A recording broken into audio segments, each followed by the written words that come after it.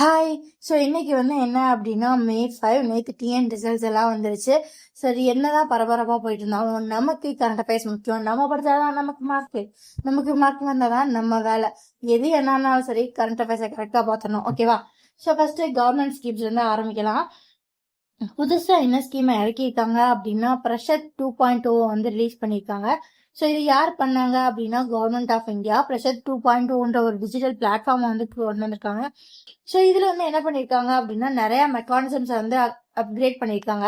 So இது எதுக்கு அப்படின்னா 21 டைப் ஆஃப் டிசபிலிட்டிஸை ஐடென்டிஃபை பண்ணுறதுக்கு யாரில் அப்படின்னு பார்த்தீங்க அப்படின்னா குழந்தைங்கள. ஸோ இது எதுக்கு அப்படின்னா சில்ட்ரன்ஸ் வித் ஸ்பெஷல் நீட்ஸ் இருப்பாங்க இல்லையா, ஸோ அவங்கள சப்போர்ட் பண்ணணும், அவங்களுக்கு தேவையான விஷயங்களை பண்ணணும் அப்படின்னா அந்தந்த திங்ஸை முதல்ல கவர்மெண்ட் ஐடென்டிஃபை பண்ணும். ஸோ அதுக்கான ஒரு பிளாட்ஃபார்ம் இருக்கும். ஸோ அந்த பிளாட்ஃபார்மாக இந்த ப்ரெஷர் 2.0 டிஜிட்டல் பிளாட்ஃபார்ம் இருக்கும். ஸோ இதில் என்ன இது ஆல்ரெடி இதில் நிறையா இருந்துச்சு. இப்போ புதுசாக ஒரு 21 டைப் ஆஃப் டிசபிலிட்டிஸை கொண்டு வந்திருக்காங்க. ஸோ இது எதுக்கு அப்படின்னா மினிஸ்ட்ரி ஆஃப் எஜுகேஷன் இதை லான்ச் பண்ணியிருக்காங்க. So government ministry of education கீழே லான்ச் பண்ணியிருக்காங்க. எதுக்கு இதெல்லாம் கண்டுபிடிக்கணும் அப்படின்னா இன்க்ளூசிவ் எஜுகேஷன். ஸோ எஜுகேஷனில் எல்லாரையும் உள்ளே கொண்டு வரணும். ஸோ இது சாதாரண குழந்தைக்கு ஒரு ஸ்பெஷல் நீட்ஸ் இருக்கக்கூடிய குழந்தைங்களையும் சேர்த்து எஜுகேஷனுக்குள்ளே கொண்டு வரணும் அப்படின்னா அவங்களுக்கு என்னென்ன பிரச்சனை இருக்கு, என்னென்ன தேவை இருக்குன்னுன்றத முதல்ல சிஸ்டமேட்டிக்கா ஒரு ஃப்ரேம் ஒர்க்குள்ள கொண்டு வரணும். ஸோ அந்த ஃப்ரேம் ஒர்க்குக்கான ஸ்டெப் தான் என்ன அப்படின்னா இது. ஓகேவா? ஸோ இது என்ன அப்படின்னா எல்லா ஸ்டேட்ஸ்லயுமே இது உள்ள வரும். ஸோ இது எதுக்கு அப்படின்னா டிசேபிள்டா இருக்க குழந்தைங்களையும் இன்க்ளூசிவா எஜுகேஷனுக்குள்ள கொண்டு வரணும்னு. ஸோ என்னதான் சொல்ல வராங்க, நீங்க யாராதான் எப்படியாதான் இருந்துட்டு போங்க, மனுஷனா பிறந்த குழந்தையா பிறந்த எல்லாரும் படிச்சுதான் அப்படி இல்லைங்க, நம்மளும் படிக்கணும், வாங்க படிப்போம். ஸோ அதுக்கப்புறம் EPFO employment provident fund organisation என்ன பண்ணாங்க அப்படின்னா பிரபத்தின்ற ஒரு டிஜிட்டல் பிளாட்ஃபார்ம் லான்ச் பண்றாங்க. ஸோ எதுக்கு அப்படின்னா ஸோ இப்போ நிறைய பேர் என்ன பண்ணியிருப்பாங்க அப்படின்னா ஒரு குறிப்பிட்ட காலம் வரை வாக் பண்ணிட்டு அதுக்கப்புறம் வாக் விட்டுருப்பாங்க. ஸோ வாக்ல இருக்கப்போ அவங்களுக்கு பிஎஃப் மெயின்டைன் ஆகிட்டு இருக்கும். விட்டதுக்கு அப்புறம் அதை இது கன்சிடரே பண்ணியிருக்க மாட்டாங்க. ஸோ அந்த மாதிரி கேசஸ்ல அந்த அக்கௌண்ட்ஸை மீட் எடுக்கவும் ஒரு சிலர் கன்சிஸ்டண்டா ஆஃப் பண்ணிட்டே இருந்தாலும் கூட பிஎஃப் அக்கௌண்ட்டை கண்டுக்கவே மாட்டாங்க. அது ரிலேட்டடான எல்லாத்தையுமே ஒன்ஸ் லாஸ் பண்ணியிருக்காங்க இல்லை மறந்துருப்பாங்க. ஸோ அந்த மாதிரி கைவிடப்பட்ட அக்கௌண்ட்ஸை கூட மீட் எடுக்கணுன்றதுக்கு தான் இந்த பிளாட்ஃபார்ம். ஸோ இதோட பேர் Prapti. So EPF Aadhaar based access portal for tracking inoperative accounts. So இது எங்கே வச்சு லான்ச் பண்ணாங்க அப்படின்னா நியூ டெல்லியில் வச்சு லான்ச் பண்ணாங்க. ஸோ இது என்ன மினிஸ்ட்ரிக்கு கீழே வரும் அப்படின்னா ministry of labour and employment கீழே வரும். ஸோ ஒருவேளை நீங்களும் ஆல்ரெடி எங்கேயாவது ஒர்க் பண்ணிட்டு அதுக்கப்புறம் கவர்மெண்ட் எக்ஸாம்ஸ்க்கு படிக்க வந்திருந்தீங்கன்னா ஐ ஹோப் நீங்களும் அந்த அக்கௌண்ட்டை இந்த வெப்சைட் மூலயமா போயிட்டு ரிட்ராக்ட் பண்ணிக்கோங்க. அதில் ஏதாவது அமௌண்ட் யூஸ் பண்ண முடிஞ்சா யூஸ் பண்ணிக்கோங்க. ஸோ இது என்ன அப்படின்னா ஆல்ரெடி சொன்ன மாதிரி தான் ஐடென்டிஃபையே பண்ண முடியாம ட்ராக்கே பண்ண முடியாம போட்ட அக்கௌண்ட்ஸை திரும்ப எடுக்கலாம். ஸோ எது வழியா அப்படின்னா first identify and tracking universal account number linkage வழியா. ஓகேவா? ஸோ அதுக்கப்புறமா என்னன்னா அதாவது ஆப்ரேட்டிவா இல்லாத ஓல்டு அக்கௌண்ட்ஸை கூட ஆக்டிவேட் பண்ணலாம். அதுக்கப்புறம் இன்ஆப்ரேட்டிவா இருக்க அக்கௌண்ட்ஸையும் மறுபடியும் எடுத்துக்கலாம் அப்படின்றதுக்கு தான் இந்த இது. ஸோ இது எக்ஸ்பெஷலி ஃபார் எதுக்கு அப்படின்னா ideal and long forgotten funds இந்த மாதிரி நிறைய பேர் மறந்துருப்பீங்க, அவங்களுக்கு வேண்டிய இதுதான். ஓகேவா? ஸோ அதுக்கப்புறம் என்ன அப்படின்னா union minister Jyotiraditya Scindia. So அவங்க யாரா அப்படின்னா மினிஸ்ட்ரி ஆஃப் கம்யூனிகேஷனோட மினிஸ்டர். ஸோ அவங்க எதை லான்ச் பண்ணியிருக்காங்க அப்படின்னா செல் ப்ராட்காஸ்ட் சிஸ்டம்ன்ற ஒன்று லான்ச் பண்ணியிருக்காங்க. எங்கே வச்சு அப்படின்னா நியூ டெல்லியில் நடந்த ஒரு ஈவெண்ட்ல வச்சு. ஸோ யாருப்பா இந்த செல் ப்ராட்காஸ்ட் சிஸ்டம் அப்படின்னு பார்த்தீங்க அப்படின்னா ஏதோ ஒரு பெரிய லெவல்ல ஒரு டிசாஸ்டர் வருது. ஸோ இந்தியாவில் இருக்க இந்தியாவில் ஒரு பகுதியில் இருக்க ஒரு மக்களுக்கு உடனடியா அங்க பஞ்சாயத்துல ஓடுறா அப்படின்னு சொல்லணும்னு நீங்க நினைச்சீங்க அப்படின்னா it's literally a hard one. So அங்க இருக்க முதல்ல அங்க இருக்க பெரிய பெரிய லீடர்ஸுக்கு தெரியணும். அவங்க அதுக்கடுத்து ஒவ்வொருத்தையா செட்டப் பண்ணணும். இது இண்டிவிஜுவல் லெவலுக்கு போற வரைக்கும் கஷ்டம். ஸோ அதுக்கு தான் யாரு அப்படின்னா இந்த செல்ஃப் ப்ராட்காஸ்ட் சிஸ்டம். ஸோ இதுபடி என்ன வரும் அப்படின்னா அந்த பர்டிகுலர் ரீஜன்ல இருக்க எல்லாரோட போனுக்குமே ஒரு அலர்ட் வரும். இந்த மாதிரி உங்க கன்சர்ன் பிளேஸ் நடக்க போது, இந்த மாதிரி ஒரு டிசாஸ்டர் வர போது, பி சேஃப். ஸோ இதெல்லாம் பண்ணணும், இதெல்லாம் பண்ணக்கூடாதுன்னு சொல்லி ஒரு மெசேஜ் வரும். ஸோ அதுதான் என்ன அப்படின்னா செல்ஃப் ப்ராட்காஸ்ட் சிஸ்டம்.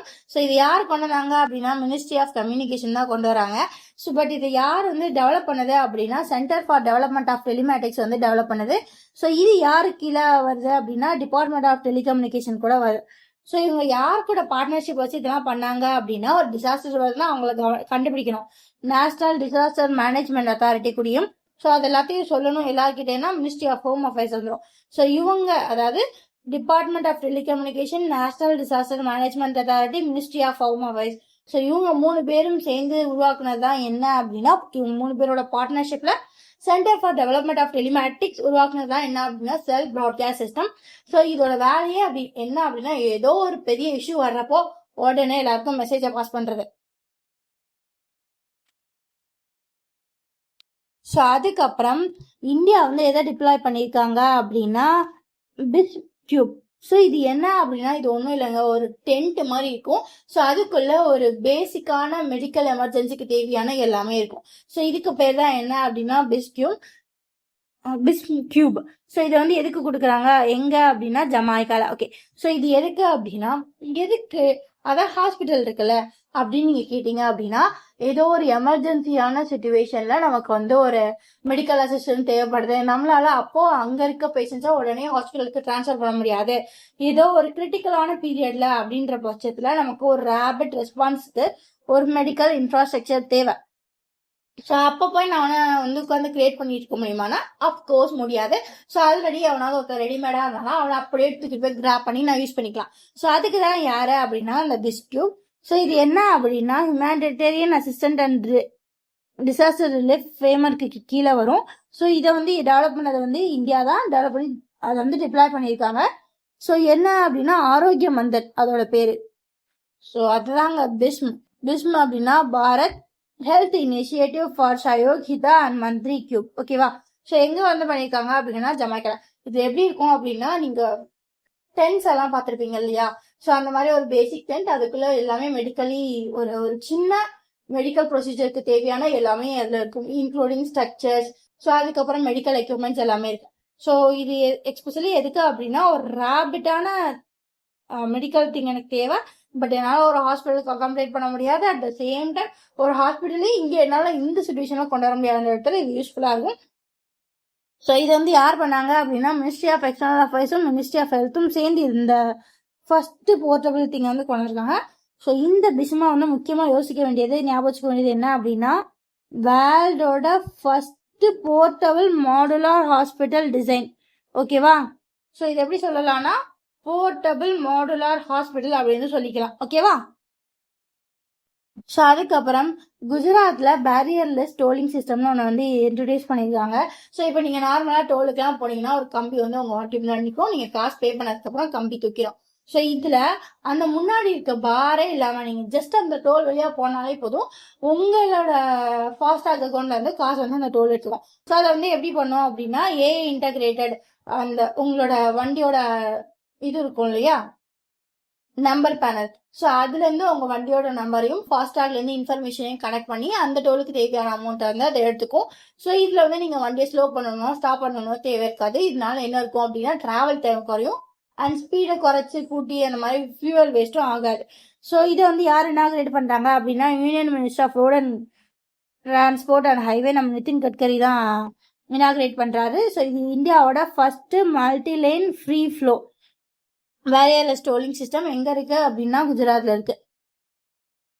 ஸோ அதுக்கப்புறம் government's examine anti sanction law. So என்னப்பா புது ஆன்டி சாங்ஷன் லா அப்படின்னு பாத்தீங்க அப்படின்னா இப்போ ஃபார் எக்ஸாம்பிள் ஒரு 3 கம்பெனி இருக்குன்னு வச்சுப்போம். ஸோ இந்த இசட்ன்ற கம்பெனி ஆல்ரெடி இவங்க 2 பேர் கூடயும் ஓரளவுக்கான பிசினஸ் பண்ணிட்டு இருக்காங்க. ஸோ இப்போ இந்த எக்ஸுக்கு இசட்டை பிடிக்கல. ஸோ அப்போ எக்ஸ் என்ன சொல்றாரு அப்படின்னா ஒய் கிட்ட இங்கே பாரு நீ இசட் கூட பேசினா நமக்குள்ள பாண்டே கிடையாது, நான் உனக்கு எந்த பிசினஸுமே பண்ண மாட்டேன்னு சொல்றப்போ ஒய்க்கு இவன்ட்டையும் பிசினஸ் தேவை இவன்ட்டையும் பிசினஸ் தேவைன்றப்போ என்ன பண்றதுன்னு தெரியாதப்போ இந்த ஒய்யோட கண்ட்ரி உள்ள வருவாங்க. டே தம்பி நீ 2 பேர்ட்டையும் பிசினஸ் பண்ணு, நான் வரைக்கும் ப்ரொடெக்ஷனுக்குன்னு உள்ள வந்தா அப்ப இவங்க போடுற லாக்கு பேர் தான் என்ன அப்படின்னா ஆன்டி சாங்ஷன் லா. என்னோட கண்ட்ரில இருக்க கம்பெனி அவனா இண்டிவிஜுவலா முடிவெடுப்பான், அதுக்கான ரைட்ஸ் அவனுக்கு இருக்கு. நீ அப்படியெல்லாம் யாரையும் ஃபோர்ஸ் பண்ணக்கூடாது அப்படின்னு சொல்றதுதான் இந்த ஆன்டி சாங்ஷன்லாம். ஸோ இது எங்கப்பா எதுக்குடா புதுசா இறக்குறீங்க அப்படி பாத்தீங்க அப்படின்னா 2025 வந்து மைக்ரோசாஃப்ட் வந்து என்ன பண்ணிட்டாங்க அப்படின்னா நயாரா எனர்ஜிஸோட சர்வீசஸை வந்து சஸ்பெண்ட் பண்ணிட்டாங்க. என்னடா அப்படின்னு கேட்டா, இல்ல எனக்கு ரிவ்யூ வந்து சொல்லுச்சு, அதனால நான் வந்து உன்னோட பிசினஸ் பண்ண முடியாது அப்படி சொல்லி இறங்கிட்டாங்க. ஸோ இந்த மாதிரி எந்த ஒரு பிரச்சனையும் வரக்கூடாதுன்றதுக்காண்டி இந்தியா ஒரு புது லா வந்து கொண்டு வராங்க. ஸோ இதுதான் ஆன்டி சாங்ஷன் ஆர் பிளாக்கிங் லா. ஓகேவா? யாருக்கு அப்படின்னா எஸ்பெஷலி ஃபாரின் டெக் ஃபிலிம்ஸ்க்கு தான். ஸோ எதுக்கு அப்படின்னா திருப்புன்னு போயிட்டு இந்தியன் கம்பெனிஸ்க்கு தேவையான சர்வீஸை சஸ்பெண்ட் பண்ணிடக்கூடாது. ஸோ அந்த மாதிரி கிரிட்டிக்கல் இஷ்யூஸ்னால இந்தியன் எக்கனாமி கொலாப்ஸ் ஆகிடக்கூடாதுன்றதுக்காண்டி இந்த லா.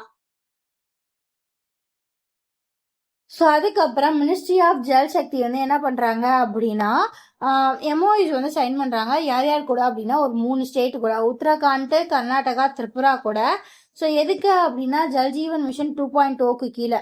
ஸோ இதுபடி அவங்கெல்லாம் என்ன பண்ணணும், அந்தந்த ஸ்டேட்ஸ் வந்து என்ன பண்ணணும் அப்படின்னா சென்ட்ரல் கூட டைப் பண்ணிட்டு அவங்க கொடுக்குற ஃபண்ட்ஸ் வந்து ரிலீஸ் பண்ணுவாங்க. ஸோ அதெல்லாம் வச்சு அவங்களோட ஸ்பெசிபிக் மைல் ஸ்டோன்ஸ் வந்து அச்சீவ் பண்ணணும். எதில் அப்படின்னா வாட்டர் சஸ்டைனபிலிட்டிலையும், அதுக்கப்புறம் கிரே வாட்டர் மேனேஜ்மெண்ட்லையும், அப்புறம் கம்யூனிட்டி லீட் வாட்டர் சப்ளை மெயின்டெனன்ஸ்லையும். ஓகேவா?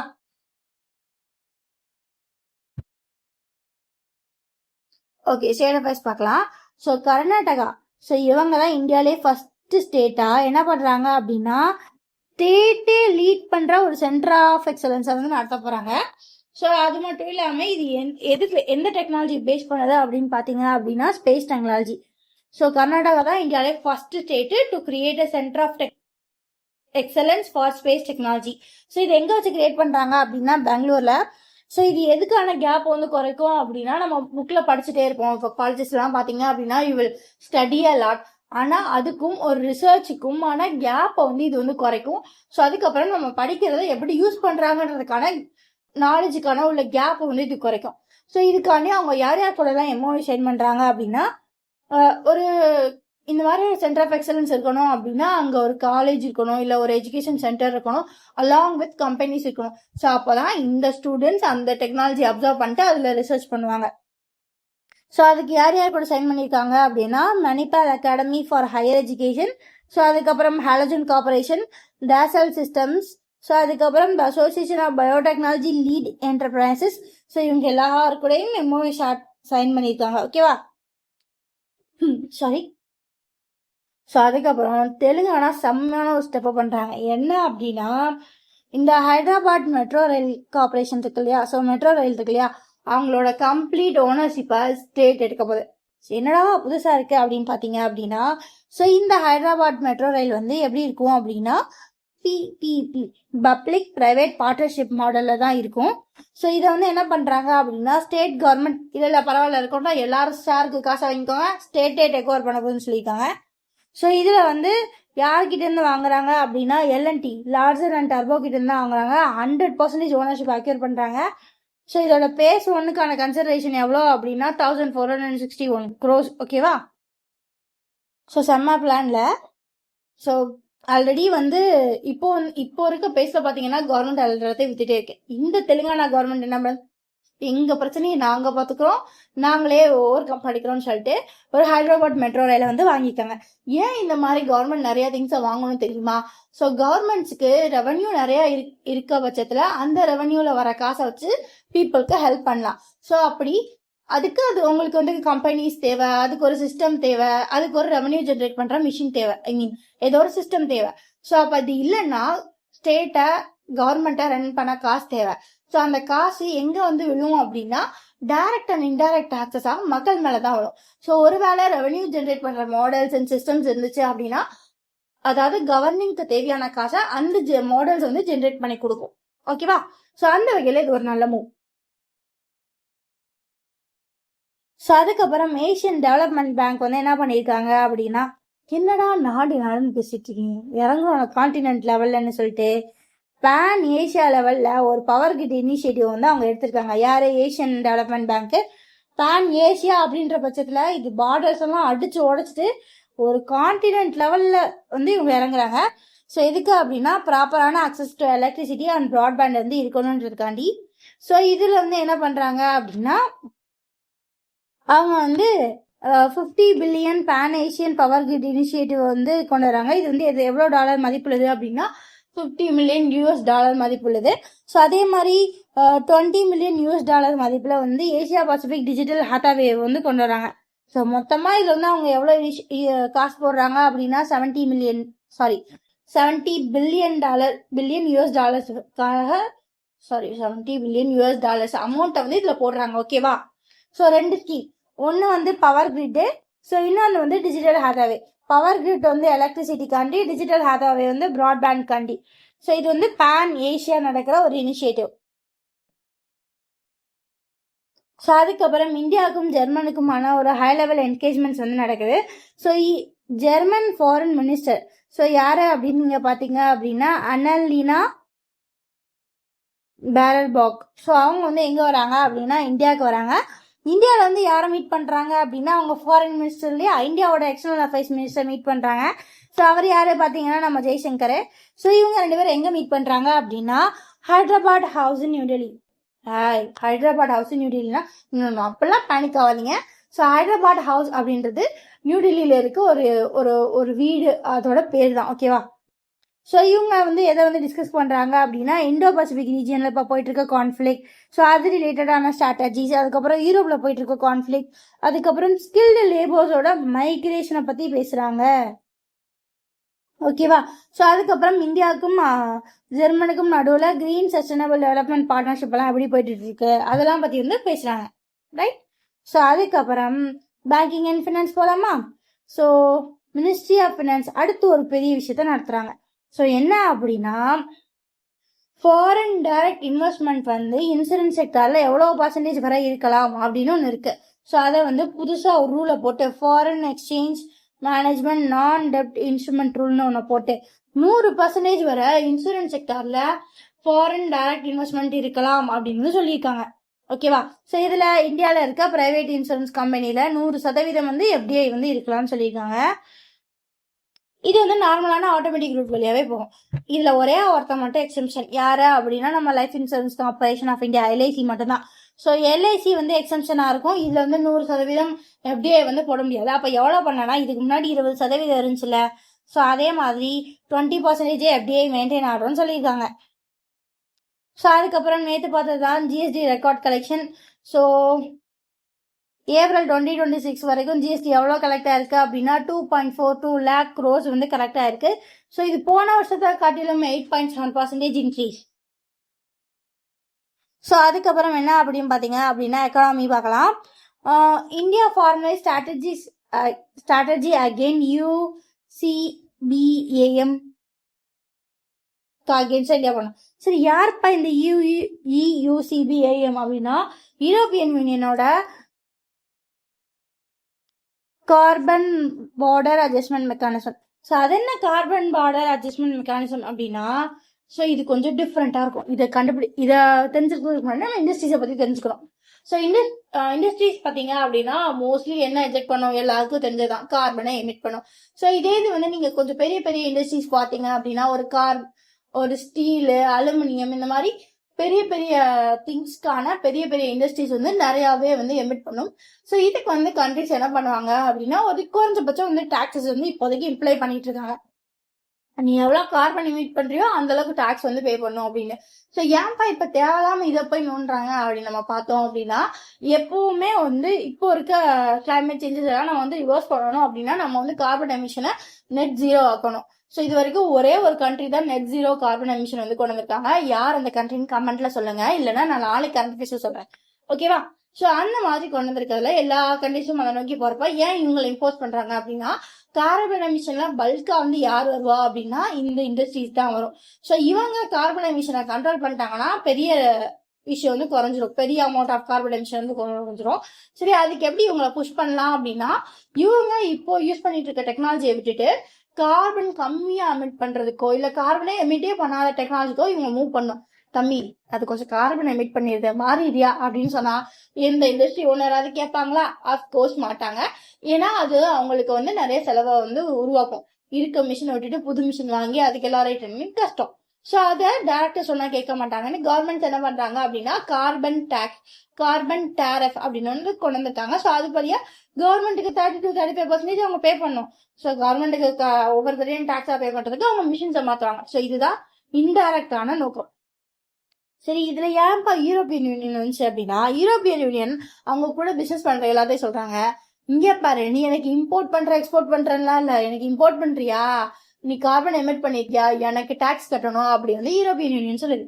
எப்படிப்பா, நான் அங்கேயும் டாக்ஸ் கட்டி இங்கேயும் டாக்ஸ் கட்டி அப்படின்றப்போ ஒரு கம்பெனிக்கு வந்து டபுள் த டாக்ஸா இருக்கும். ஸோ அதை குறைக்கணும். ஸோ அப்படிப்பட்ட சுச்சுவேஷனுக்குள்ள இந்தியன் கம்பெனிஸ் போகாம இருக்கிறதுக்கு இந்தியாவில் ஒரு லா வேணும் அப்படின்னு சொல்லி இந்தியன் பாலிசி மேக்கர்ஸ் வந்து ஒரு புது லாவை கிரியேட் பண்றதுக்கு பயங்கரமான திங்ஸ் வந்து போட்டுட்டு இருக்காங்க. ஸோ அந்த லா தான் என்ன அப்படின்னா Indian border adjustment mechanism and carbon trading system. So இந்த ரெண்டு சிஸ்டமே வந்து எதுக்கு அகெயின்ஸ்டா உருவாக்கப்பட்டது அப்படின்னா யூரோப்பியன் யூனியனோட கார்பன் பார்டர் அட்ஜஸ்ட்மெண்ட் மெக்கானிசம்க்கு அகெயின்ஸ்டா உருவாக்கப்பட்டது. ஓகேவா? ஸோ இது என்ன அப்படின்னா, சரி எவ்வளோ டாக்ஸ்னாலும் உனக்கு கட்டுறேன், இந்தா என் திங்ஸ் இம்போர்ட் பண்ணிக்கோன்னு சரண்டர் ஆகிறதுக்கு விதமா எங்களுக்கும் ஒரு மெக்கானிசம் இருக்கு, நீ அங்கே வந்து பேச்சுவார்த்தை நடத்துன்னு சொல்ற விதமா அது இருக்கும்.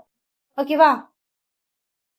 ஸோ அதோட ஒரு முக்கியமான விஷயம், இந்த மாதிரி கார்பன் டாக்ஸ் ரெவன்யூஸ் இருக்கு இல்லையா, ஸோ அதை வந்து எதுக்கு வந்து எல்லாரும் போடுறாங்க அப்படின்னா அந்த காசை என்ன பண்ணுவீங்க அப்படின்னு நீங்க பாத்தீங்கன்னா அந்த மாதிரி வர டாக்ஸ் ரெவன்யூஸை திரும்ப கிரீன் எனர்ஜி பேஸ் பண்ண ரினியூவபிள் எனர்ஜி பேஸ் பண்ண திங்ஸ்ல வந்து கவர்மெண்ட் வந்து இன்வெஸ்ட் பண்ணும். ஸோ இப்போ இவங்களுக்கு அந்த காசு போச்சுன்னா அவங்க ஊர்ல இன்வெஸ்ட் பண்ணுவாங்க. கரெக்டா? ஸோ இந்த மாதிரி கரெக்டான டாக்ஸை கிரீன் எனர்ஜி பேஸ் பண்ணி தான் அவங்க வந்து செலவு பண்ணும். ஸோ அவங்க இன்ஃப்ராஸ்ட்ரக்சரை பேஸ் பண்றதுக்கு அவங்களா கிரீன் ரிலேட்டடான ரினியூவபிள் எனர்ஜி ரிலேட்டடான திங்ஸ்க்கு அவங்க மூவ் பண்றதுக்கு பெரிய அமௌண்ட் கிடைக்கும். இல்ல இதை நாங்க டொமஸ்டிக்காவே பண்ணிக்கிறோம்னு இங்க வந்து அதுக்கான ரூல்ஸ் வந்து கிரியேட் பண்ணிட்டு இருக்கு. ஸோ அதுக்கப்புறம் ரேங்கிங் பார்த்தா ministry of panchayat raj. So இவங்க வந்து என்ன பண்ணியிருக்காங்க அப்படின்னா panchayat development index PAI 2.0 assessment for financial year 24 வந்து ரிலீஸ் பண்ணியிருக்காங்க. எங்க வச்சு அப்படின்னா நியூ டெல்லியில வச்சு. ஸோ இதுல யாரு டாப் வராங்க அப்படின்னா வழக்கம் போல திரிபுரா வந்து டாப் வந்திருக்கு. ஓகேவா? ஸோ இதுல வந்து 80% 943 out of 1176 of it's gram panchayat வந்து ஃப்ரண்ட் ரன்னர்ஸா இருக்காங்க. ஓகேவா? ஸோ அதுக்கப்புறம் செகண்ட் ஸ்பாட் யாருக்கு அப்படின்னா கேரளாக்கு. ஸோ ஃபர்ஸ்ட் ஸ்பாட் யாருக்கு? திரிபுராக்கு. செகண்ட் வந்து கேரளாக்கு. இதுல PAI பஞ்சாயத் டெவலப்மெண்ட் இண்டெக்ஸ் 2.2ல. ஸோ அதுக்கப்புறம் MOUs அண்ட் அக்ரிமெண்ட்ஸ் பார்க்கலாம். டிபார்ட்மெண்ட் ஆஃப் போஸ்டும் DTDC எக்ஸ்பிரஸும் MOU சைன் பண்ணியிருக்காங்க. ஸோ எங்க வச்சு அப்படின்னா நியூ டெல்லியில வச்சு இது முன்னாடியே நம்ம ஒரு தடவை பார்த்துருக்கோம். ஸோ இதுபடி ஒரு ரூரலான ஏரியாவுக்கும் வந்து லாஜிஸ்டிக் நெட்ஒர்க்ஸை வந்து கிரியேட் பண்ணப்படும். ஸோ இதுபடி இந்தியாவில் இருக்க 1.64 lakh போஸ்ட் ஆஃபீஸஸை வந்து யார் அக்சஸ் பண்ணலாம் அப்படின்னா DTDC எக்ஸ்பிரஸ் வே வந்து அக்சஸ் பண்ணலாம். ஸோ இது மூலியமா இந்தியாவோட லாஜிஸ்டிக்ஸ் செம்மையா க்ரோ ஆகும். ஸோ அதுக்கப்புறம் எக்ஸ்டர்னல் அஃபேர்ஸ் மினிஸ்டர் ஜெய்சங்கர் வந்து என்ன பண்றாங்க அப்படின்னா ஹை லெவல் டிப்ளமேட்டிக் அவுட்ரீச் ஈவெண்ட்டை வந்து நடத்துறாங்க. ஸோ எங்க அப்படின்னா கரீபியன் கம்யூனிட்டியில. ஓகேவா? ஓகே. ஸோ இது வந்து எங்க ஃபோக்கஸ் பண்ணியிருக்கோம் அப்படின்னா நார்மலாக தான் development cooperation and trade partnership. அதுக்கப்புறம் டிஃபென்ஸ் பார்க்கலாம். இந்தியன் ஆர்மியும் ராயல் கொலம்பியன் ஆர்மியும் ஒரு பைலேட்ரல் ஜாயிண்ட் எக்ஸசைஸ் வந்து நடத்துது. அதோட பேர் என்ன அப்படின்னா சின்பெக்ஸ் 2. எங்க நடக்குது அப்படின்னா கொலம்பியால. ஸோ அதுக்கப்புறம் INS மகேந்திரகிரி. ஓகேவா? So INS Mahendragiri. ஸோ இது வந்து நீலகிரி கிளாஸ் ப்ராஜெக்ட் 17ஓட 6வது ஷிப்பு. ஸோ இதை வந்து ஃபார்மலி வந்து இந்தியன் நேவிக்கு வந்து யாரு கொடுத்துட்டாங்க அப்படின்னா Mazagon dock ship builders. So இந்த ஷிப் பில்டர்ஸ் வந்து INS மகேந்திரகிரியை பில்ட் பண்ணி இந்தியன் நேவிக்கு கொடுத்துட்டாங்க. எங்க வச்சு அப்படின்னா மும்பைல வச்சு. ஸோ அதுக்கப்புறம் பெல்லூன் DRDOவும் ஒரு MOU சைன் பண்றாங்க. எதுக்கு அப்படின்னா லைசன்ஸ் டிரான்ஸ்ஃபர் அக்ரிமெண்ட். ஸோ இது என்ன அப்படின்னா gas turbine infrastructure suspension system. So இது ஒரு டெக்னாலஜி. ஸோ இந்த டெக்னாலஜியோட லைசன்ஸ் வந்து யார்கிட்ட இருக்கும் அப்படின்னா DRDOட NSTL கிட்ட இருக்கும். ஸோ அங்க இருந்து பெல் வந்து இந்த இதுக்கான லைசன்ஸை வந்து வாங்க போறாங்க. ஸோ அதுதான் என்ன அப்படின்னா license agreement for transfer of technology, அதாவது உன்கிட்ட இருக்க ஒரு டெக்னாலஜியை என்கிட்ட கொடுப்பா அப்படி சொல்லி வந்து வாங்குறாங்க. அந்த டெக்னாலஜியோட பேர் வந்து gas turbine infra red suspension system. யாருக்கிட்ட இருந்து அப்படின்னா டிஆர்டிஓவோட என்எஸ்டிஎல் கிட்ட இருந்து யார் வாங்குறா அப்படின்னா பெல் வாங்குது. ஸோ அதுக்கப்புறம் டிஆர்டிஓ இன்னொரு விஷயத்த செம்மையாக டெஸ்ட் பண்ணி முடிக்கிறாங்க. அது என்ன அப்படின்னா second flight test of long range anti ship missile. So இதுதான் அவங்க வந்து டெஸ்ட் பண்ணி முடிக்கிறாங்க. எங்கே வச்சு டெஸ்ட் பண்ணாங்க அப்படின்னா ஒடிசாவோட கோஸ்ட்ல. ஸோ இதோட ரேஞ்ச் என்ன அப்படின்னா 1500 கிலோமீட்டர்ஸ் ரேஞ்சு. ஓகேவா? ஓகே. ஸோ அதுக்கப்புறம் சயின்ஸ் அண்ட் டெக்னாலஜி பார்க்கலாம். ஸோ இந்தியாவோட ஸ்பேஸ் ஸ்டார்ட் அப், ஸோ அவங்களோட பேர் என்ன அப்படின்னா கேலக்ஸி ஐ. ஸோ இவங்க என்ன பண்ணுறாங்க அப்படின்னா திருஷ்டி அப்படின்னு ஒன்று வந்து லான்ச் பண்ணுறாங்க. எங்கே வச்சு லான்ச் பண்ணாங்க அப்படின்னா கலிஃபோர்னியாவில். ஸோ யாருக்கிட்ட அப்படின்னா யாரை வச்சு அப்படின்னா ஸ்பேஸ் எக்ஸ் ஃபால்கான் 9 ராக்கெட்டை வச்சு லான்ச் பண்ணிட்டாங்க. இது என்னப்பா பெரிய விஷயம், சாதாரண லான்ச் தான் நினச்சிங்கன்னா இல்லை. ஸோ இந்த திருஷ்டி இருக்காங்க இல்லையா, ஸோ இவன் வந்து வேர்ல்ட்லயே ஒரு ஃபர்ஸ்ட் சேட்டலைட். ஸோ ஏன் இவன் ஸ்பெஷலா அப்படின்னு நினைச்சிட்டீங்க அப்படின்னா இவன் வந்து ஆப்டோ ஷார் டெக்னாலஜியை யூஸ் பண்றான். ஸோ ஆப்டோ ஷார் டெக்னாலஜினா என்ன அப்படின்னா எலக்ட்ரோ ஆப்டிக்கல் சென்சார்ஸை வந்து யார் கூட சேர்ந்து யூஸ் பண்றது அப்படின்னா சிந்தட்டிக் அப்பேச்சர் ரேடார் கூட கம்பைன் பண்ணி யூஸ் பண்றது. ஸோ நார்மலா வந்து 2 டெக்னாலஜியை கம்பைன் பண்றாங்க. ஸோ இந்த மாதிரி கம்பைன் பண்ணப்பட்ட ஒரு வேர்ல்ட்லயே ஃபர்ஸ்ட் சேட்டலைட் தான் இது. ஸோ இதுல எதை கம்பைன் பண்றாங்க அப்படின்னா எலக்ட்ரோ ஆப்டிக்கல் சென்சார்ஸையும் சிந்தட்டிக் அப்பேச்சர் ரேடாரையும் வந்து கம்பைன் பண்றாங்க. எதுக்கு அப்படின்னு கேட்டீங்க அப்படின்னா ஸோ இதுல வந்து சேட்டலைட்ஸ் வந்து டேட்டாஸை வந்து ரொம்ப ரொம்ப கிளியரா வந்து நம்ம பார்க்க முடியும். ஸோ இங்க இருந்து வர இமேஜஸ் வந்து ரொம்ப கிளியரா இருக்கும், இரஸ்பெக்டிவ் ஆஃப் கிளைமேட். டேயா இருக்கட்டும், நைட்டா இருக்கட்டும், கிளவுடியா இருக்கட்டும், இருட்டா இருக்கட்டும். ஆனா இதுல இப்போ யூஸ் பண்ணிருக்க சென்சார்ஸ் மூலமா அங்க இருந்து எடுக்கிற பிக்சர்ஸ் வந்து ரொம்ப ரொம்ப கிளியரா இருக்கும். Irrespective of weather, irrespective of day or night வந்து இதுல இருந்து கிடைக்கக்கூடிய இமேஜஸ் வந்து வெரி வெரி கிளியரா இருக்கும். ஸோ இது முன்னாடியே பார்த்ததுதான். அடுத்தது சைனா வந்து பாகிஸ்தானோட PRSE-EO3 சேட்டலைட்டை வந்து லான்ச் பண்ணுது. எங்க வச்சு லான்ச் பண்ணுச்சு அப்படின்னா அவங்களோட தைவான் சேட்டலைட் லான்ச் சென்டர்ல வச்சு லான்ச் பண்ணுச்சு. என்ன ராக்கெட் யூஸ் பண்ணாங்க அப்படின்னா லாங் மார்ச் 6 ராக்கெட் தான், கேரியர் ராக்கெட் தான் அவங்க யூஸ் பண்ணாங்க. ஸ்போர்ட்ஸ் பார்க்கலாம். ஸோ இந்தியன் கிரிக்கெட்டர் ஸ்ரேயாஸ் ஐயரை வந்து என்ன பண்ணியிருக்காங்க அப்படின்னா அஃபிஷியலி பிராண்ட் அம்பாசிடர் அனௌன்ஸ் பண்ணியிருக்காங்க. எதுக்குப்பா அப்படின்னா ஃபார்முலா 1 ரேசஸ்க்கு. ஸோ ஃபார்முலா 1 ப்ரொமோஷனல் ப்ரோக்ராம் வந்து இந்தியாவில் நடந்துட்டு இருக்கு. அதோட பிராண்ட் அம்பாசிடர் ஸ்ரேயா ஐயரை வந்து இந்தியாவுக்கு வந்து அப்பாயிண்ட் பண்ணியிருக்காங்க. ஓகேவா? ஸோ அதுக்கப்புறம் அப்பாயின்மெண்ட்ஸ் பார்க்கலாம். இப்போ வந்து international film festival in India வந்து கோவாவில் போயிட்டு இருக்கு. இது வந்து 57வது ஃபெஸ்டிவல். ஸோ இதுல அதோட ஃபெஸ்டிவல் டைரக்டரா வந்து யார் அப்பாயிண்ட் பண்ணியிருக்காங்க அப்படின்னா அசுதோஷ் கோவாய்க்கரை வந்து அப்பாயிண்ட் பண்ணியிருக்காங்க. ஸோ அதுக்கப்புறம் நேஷனல் கம்பெனி லா ட்ரிபியூனலோட பிரசிடென்டா யாரை அப்பாயிண்ட் பண்ணியிருக்காங்க அப்படின்னா அனுபேந்தர் சிங் ரிவாலை வந்து அப்பாயிண்ட் பண்ணியிருக்காங்க.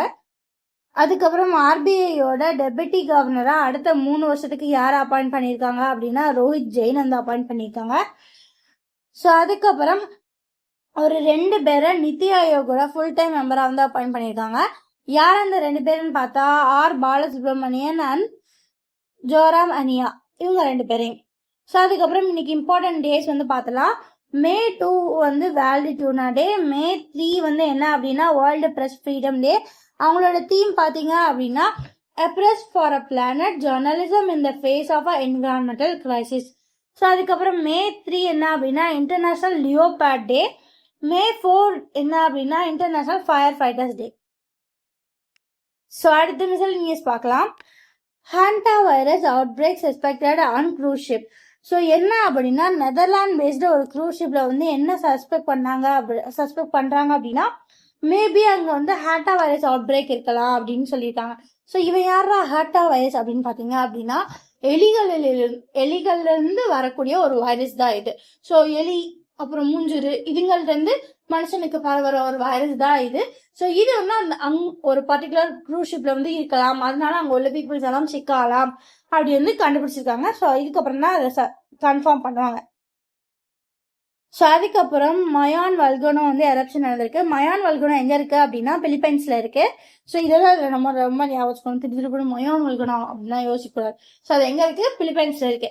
ஸோ அது வந்து வெடிச்சதுனால ஸோ பிலிப்பைன்ஸோட ஆல்பை ப்ரொவின்ஸ்ல இருக்க எல்லாரையும் வந்து எவாக்குவேட் பண்ணிட்டு இருக்காங்க. ஓகேவா? ஸோ இந்த வல்கனோ வந்து எதுக்கு பேர் போனது அப்படின்னா அதோட சிமெட்ரிக்கல் கோனுக்காண்டி. ஓகேவா? ஸோ இது வருது ஸ்ட்ராட்டோ வல்கானிக். இது எதுக்கு பேர் பெற்றது அப்படின்னா இதோட சிமெட்ரிக்கல் கோனுக்காண்டி. ஸோ அதுக்கப்புறம் என்ன அப்படின்னா டிஎன்பிசி பெட்ஸ். ஸோ இதுல என்ன சொல்லியிருக்காங்க அப்படின்னா இப்போதைக்கு தமிழ்நாடுல ஒரு பொலிட்டிக்கல் சுனாமி போயிட்டு இருக்கு அப்படின்னு சொல்றாங்க. ஸோ ஏன் அப்படின்னா டிவிகே தமிழக வெற்றி கழகம் ஸோ அவங்களோட விக்ட்ரி வந்து இந்த எலெக்ஷன்ல வந்து ஜாஸ்தியா பார்க்கப்படுது. ஸோ இது ஏன் வந்து பொலிட்டிக்கலி இம்பார்ட்டன்ட் அப்படின்னு நம்ம பார்த்தோம் அப்படின்னா இதுக்கு முன்னாடி எந்த ஒரு லீடருமே வந்து ஒரு ஆப்போசிஷன் பார்ட்டியாவோ இல்லாம இதுக்கு முன்னாடி ஒரு 1 or 2 எலெக்ஷன்ஸ் பார்க்காம டைரக்டா வந்து இவ்வளோ பெரிய எலெக்ஷனை ஃபேஸ் பண்ணி இவ்வளோ விக்ட்ரிஸ் செக்யூர் பண்றது இதுதான் முதல் தடவை. ஸோ இது தமிழ்நாடுல இவங்க தான் ஃபர்ஸ்ட் பண்றாங்க. ஓகேவா? ஸோ இதுக்கப்புறம் இதுல வேற என்ன கன்சிடர் பண்ணணும் அப்படின்னா இவங்களோட ஹெட் ஜோசப் விஜய். ஸோ அவங்க வந்து என்ன பண்ணியிருக்காங்க அப்படின்னா 2 திருச்சி ஈஸ்ட் அதுக்கப்புறம் பெரம்பூர் ஸோ இந்த 2 தொகுதியிலுமே வந்து வின் பண்ணியிருக்காங்க. ஸோ இந்த மாதிரி ஒரு கேண்டிடேட் பார்ட்டிசிபேட் பண்ண 2 பார்லிமெண்ட் தொகுதியில வந்து வின் பண்ணது இதுதான் வந்து தமிழ்நாட்டுல வந்து செகண்ட் டைம். இதுக்கு முன்னாடி யாரை பண்ணியிருக்காங்க அப்படின்னா ஜெயலலிதா பண்ணியிருக்காங்க. ஸோ அதனால இந்த விக்டரி வந்து ரொம்ப பெருசு. ஓகேவா? ஓகே. ஸோ இதுக்கப்புறம் டிவிக்கு வந்து கவர்மெண்ட் ஃபார்மேஷனுக்கான ஸ்டெப்ஸ் வந்து எடுக்கும். ஓகேவா? ஓகே கைஸ், அவ்வளோதான் இன்னைக்கு கரண்ட் அஃபேர்ஸ். எது எப்படி பண்ணாலும் சரி கரண்ட் அஃபேர்ஸை கரெக்டாக படிச்சணும். ஓகேவா? பாய்.